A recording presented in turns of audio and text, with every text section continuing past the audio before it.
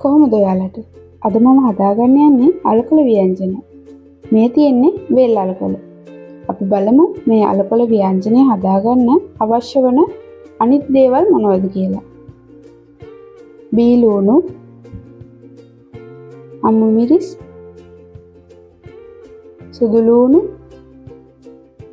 රම්පෙ කරපිංචා, ගොරක, වේලිච්ච මිරිස්, මිරිස් කුඩු, අමුතුණු පහ, කහ කුඩු, ගම් මිරිස් කුඩු, අබවුලු හා ලුණු කුඩු.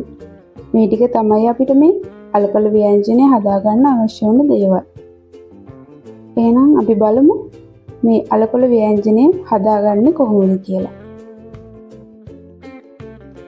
මේ විදිහට වාජනයක් ලිපේ තියාගෙන අපි මුලින්ම අලකොල ටික ඒකට දාගෙන යමු.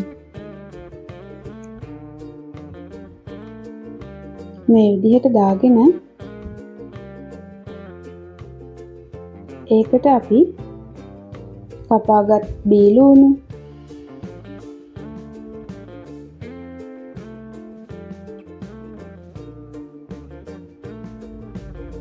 සුදු ලූණු, අමු මිරිස්, ගොරක, රම්පේ, කරපිංචා, මිරිස් කුඩු ස්වල්පයක්, කහ කුඩු, අමුතුණු පහත් පොඩ්ඩක් දාගන්න ඕනේ, ගම් මිරිස් කුඩු,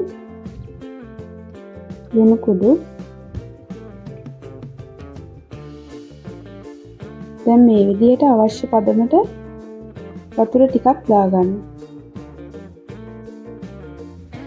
අලකොල කරිය මේ විදිහට පොඩ්ඩක් ඉදීගෙන එනකොට හොඳින් කලවම් කරගන්න ඕනේ. මේ තියෙන්නේ අලකොල කරිය හැදුනට පස්සේ. දැන් අපි මේ ගානට එනකොට වෙනත් වාජනයකට මේ ටික අස් කරගන්න ඕනේ. දැන් අපි ආයෙත් තාච්චියක් ලිපේ තියාගෙන තෙල් ටිකක් මේ විදිහට දාගන්නවා. ඒකටම අබවුලු හාල් ටිකකුත් දාගන්නවා. දැන් අපි ඒකට කපාගත් සුදු ලූණු ටික එකතු කරගන්නවා.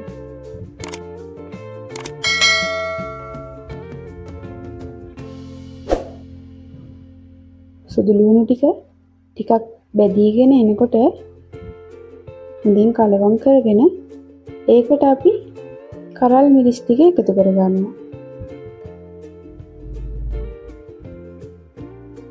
ඒ ටිකත් හොඳට කලවම් කරලා බීලුණු ටික එකතු කරගන්නවා.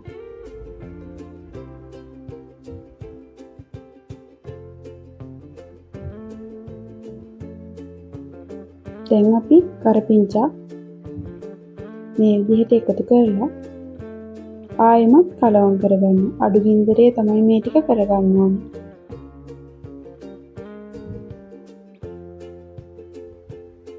මෙන්න මේ ගානට බැදීගෙන එනකොට අපි ඒකට කලින් හදාගත්ත අලකොල ටික එකතු කරගන්නවා.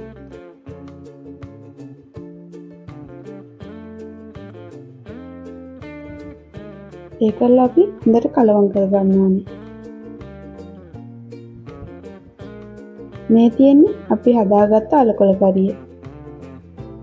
ඔයාලා තාම මාව සබ්ස්ක්‍රයිබ් කරලා නැත්නම් සබ්ස්ක්‍රයිබ් කරලා තියාගන්න. බෙල් අයිකන් එකත් ක්ලික් කරලා තියාගන්න. යාළුවන්ටත් බලන්න, වීඩියෝ එක ෂෙයා කරන්න. ඔයාලත් හදලා මට කමෙන්ට් එකක් දාන්න.